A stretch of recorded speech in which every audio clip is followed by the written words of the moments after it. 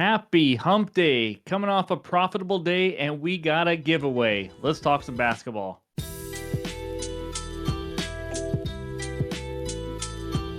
What's going on, everyone? Welcome back in to another episode for Just a Bet Outside. I am your host, Steven, and we're back to talk some basketball. And boy, is it a big slate. Every single team in the NBA is playing today.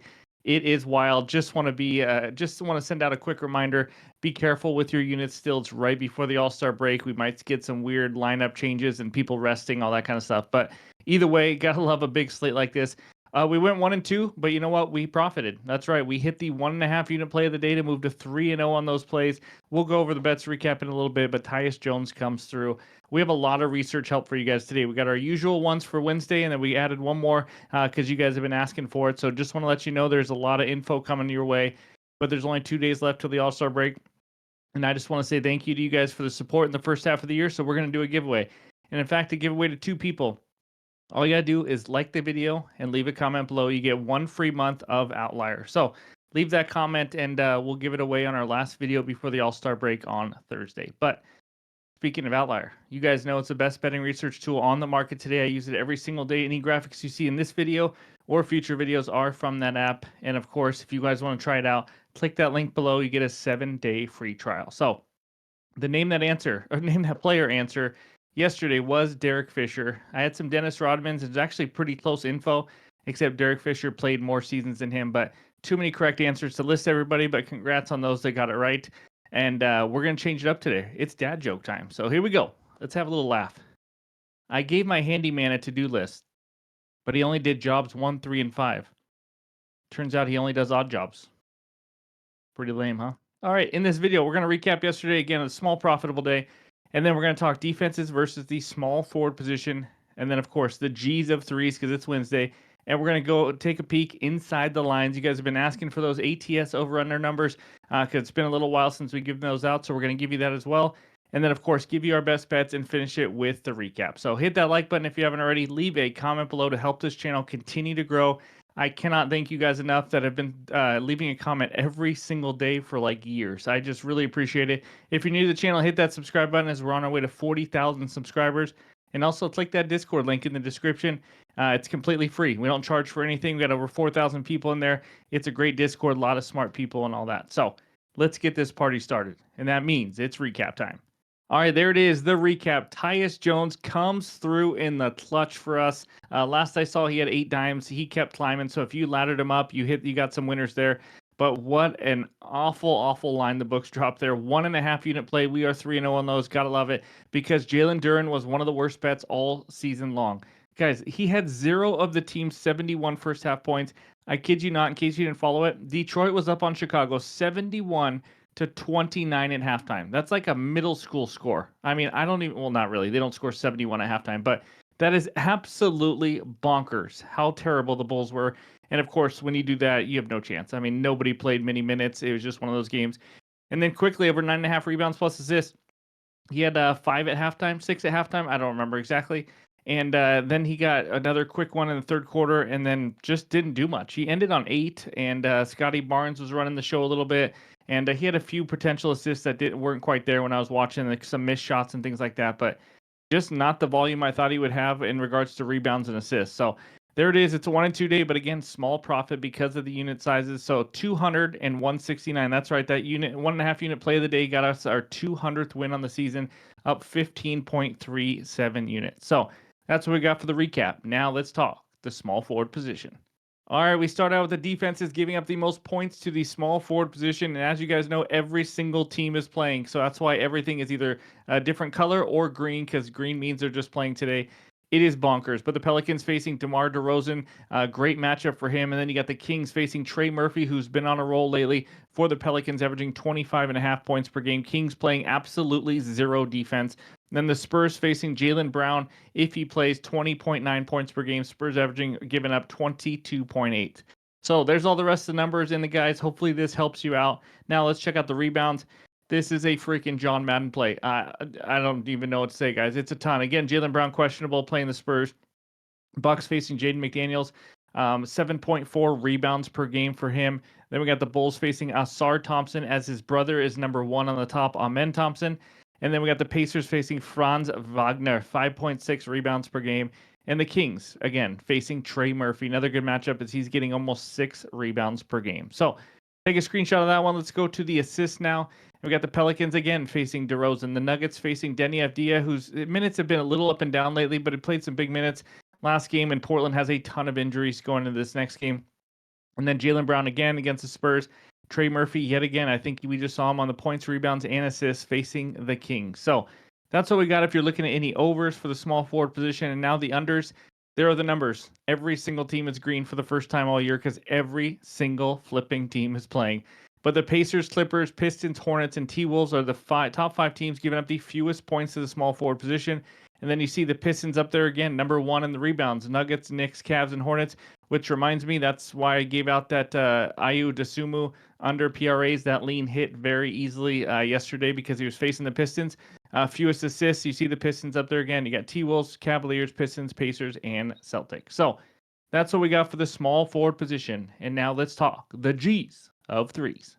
All right, we do this every single Wednesday, and we talk the hottest shooters from downtown. If you're new to the channel, we do this once a week. Like I said, they have to have 40 or more three-point attempts and shoot 40% or better to make the list. And then on the right side, in the last 8 games, which all these stats are, those are the defenses giving up the highest three-point percentage to their opponents, just to kind of help you out with some matchups as well. Obviously, there's more to it than that, but I'm not going to list every name, but Malik Beasley, Anthony Edwards, if they played less than 8 games, we'll say it like we do there. And then Trey Murphy showing up everywhere here, so on and so on. The guy in green, because he leads everybody in percentage. He is shooting 52.9%.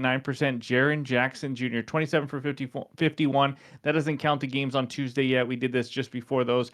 And then so on and so on. There's all the rest of the guys. Klay Thompson, we know he can be really streaky as well, shooting the ball. And then defense is giving up the highest three-point percentage. You see the Pistons up there, 39.7%, all the way down to the trio of Denver, Philly, Milwaukee at 38.2%. So that's page 1. We're not done yet. Let's check out page 2 now. And we got some other guys. Jovic, how about that for the Miami Heat making an appearance? Kobe White, the Jabbo Hall of Famer from last year, 51.1% in 6 games. Not too shabby at all. And then there's all the rest of them. Peyton Pritchard's been up here quite a bit. Michael Porter Jr. been on a nice little hot run for him. And then Jalen Brunson down there, as well as I think that's Kaishan George for the Wizards. 7 games he's played.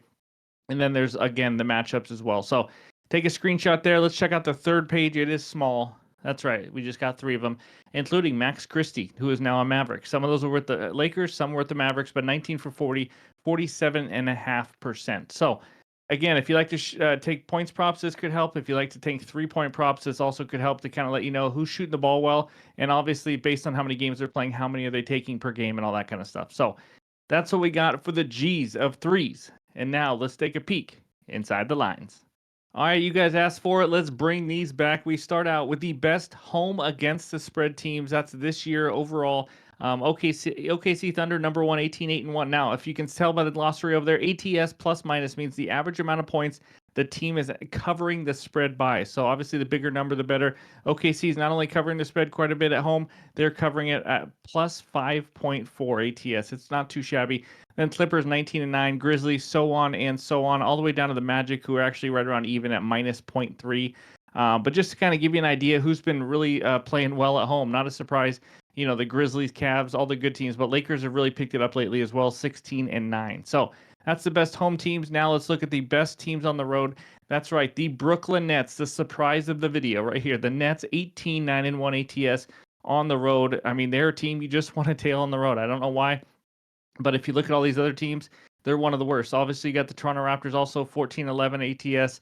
As you get closer to the bottom, you obviously see teams that are kind of even, plus 1.1, plus 0.2, things like that. And then the Warriors there, 13-11-1, but are looking a little bit better with Jimmy Butler. So that's the home and away. Now let's look at the over and under numbers.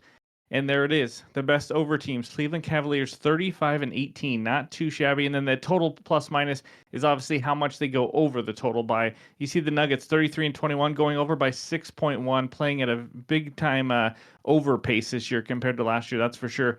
And then there's all the rest of the teams. You see, you know, the Knicks, Hawks, Sixers, so on and so on. And then the best under teams, the number 1 under team, the Charlotte Hornets, 19-32, which means 32 of their 51 obviously are going under, and minus just means how much they are going under by, and they're going under by 3.9. Big time under team this year.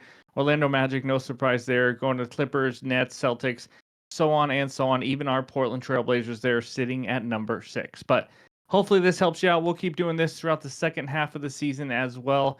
But that's what we got for all the research help. And now it's time for the best bets. All right, this first one takes us out to OKC, where the Thunder hosts the Miami Heat. Thunder minus 12.5. Total in this one is 218. We're going with the game bet. We're giving me the spread. Thunder minus 12.5, minus 105 on ESPN bet. Half unit play like I do on most game bets. I honestly thought this line would be around 15 or 16. I really don't understand it. We're going to keep this one pretty simple, but the Heat are on a 4-10 ATS run right now. They have been mightily struggling. 23rd net rating in the NBA in the last 10 games, thanks to their 28th offensive rating. This team just flat out can't score. This is a team in the Miami Heat that just lost to the Brooklyn Nets by 16 points.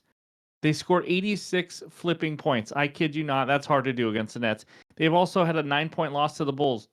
In fact, 4 of their last 5 losses have come by 16 or more points. That's crazy. Tyler Hero also happens to be questionable. He sat out last game with an illness. He is still questionable with that illness. Maybe they just let him sit here. I mean, if they do, I don't see how they score at all here. Thunder, number 1 net rating the last 10 games. We know this is as elite of a team as it gets in the NBA. Chet Holmgren's out, but let's face it, he was playing like 22 minutes a game in the last couple games, and he didn't do a ton. It doesn't worry me. This team's been dominating without him all year. And then this Thunder team, on a 6-game win streak. They are 18-8-1 ATS as a home favorite. This team is dominant on both sides of the ball, as you guys know. And if you can't tell, I also like the Heat team total under, especially if Tyler Hero doesn't play.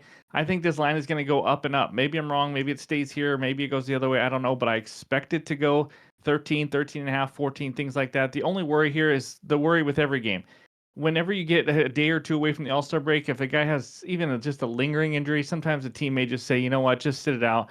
We'll just take a break through the All-Star break. So hopefully we don't get a ton of those with any OKC starters or anything. That's why I always want to say, make sure you manage your bankroll a little bit around the All-Star break. But this one just jumped out at me. So give me the Thunder minus 12.5 as my first best bet. All right, this second one takes us out to Madison Square Garden, where the Knickerbockers are hosting the Hawkerbockers. Knicks minus 8.5. Total in this one is 241. We're doing another spread bet. That's right. Give me the Hawks plus 8.5 at minus 110 on FanDuel for a half unit here. I wasn't planning on just doing spread bets, but here we go. Let's talk the Hawks first. They played some decent ball lately. Last 5 games for Atlanta, 10th best net rating in the NBA, a surprising 9th best defensive rating in that span. They're on a 3-game win streak right now. Beat the Bucks by 5, the Wiz by 14. Take that for what it is, and then beat the Magic by 6 in Orlando. They lost Jalen Johnson and DeAndre Hunter. Obviously, one to injury, one to trade. People are kind of giving up on this team, but Karis LeVert is a very good player as well. I don't think he's a huge downgrade from DeAndre Hunter. He scored 18 in 32 minutes last game with 8 rebounds. I think he's a good fit for this team. We know Dyson Daniels is a really good player right now on both sides of the court, as we've been cashing him consistently on his over props. And he's really stepped up with Jalen Johnson out. And by the way, the Hawks have not lost by more than 5 points this entire month of February. So let's talk the Knicks now. They're going to be on the second night of a back-to-back. That's a big thing here because they obviously play big minutes with their starters. On the second night of a back-to-back this year, they are 2-5 against the spread. OG Anunoby is questionable. I would be surprised if they push him here right before the All-Star break. I expect him to be out. Last 5 games, Knicks have the 16th best net rating, 5th worst defensive rating. I mean, they are struggling defensively. In the month of February, defensively, how about giving up the 4th most points in the paint, the 7th most fast break points, the 5th highest 3-point percentage? Teams are kind of doing whatever they want against the Knicks in the month of February. Now, they're not the worst defensive team, but it has been a struggle for them. Head-to-head, last meeting on the January 20th, the Hawks were in the game. They lost by exactly 9. Like I said, they were in that game the whole time. They won 2 prior meetings before that in New York. In these last couple seasons, the Hawks have played really well, and Trae Young loves to show out in New York. So overall, I think this line with a more rested team is just pretty disrespectful towards Atlanta. I expected this to be about 5.5, 6. Give me the Hawks plus 8.5 as my second best bet. All right, this third one takes us out to Salt Lake City, where the Jazz host the LA Lakers. Lakers minus 8. Total in this one is 236. A little bit under the radar player here with all the big names. Give me Rui Hachimura over 19.5 points plus rebounds plus assists, minus 120 on Bet365. We're taking all the PRAs. We're going to do this for 1 unit. At least I'm going to do this for 1 unit. But let's talk Hachimura for a little bit. He's played big minutes this season, 33 plus minutes.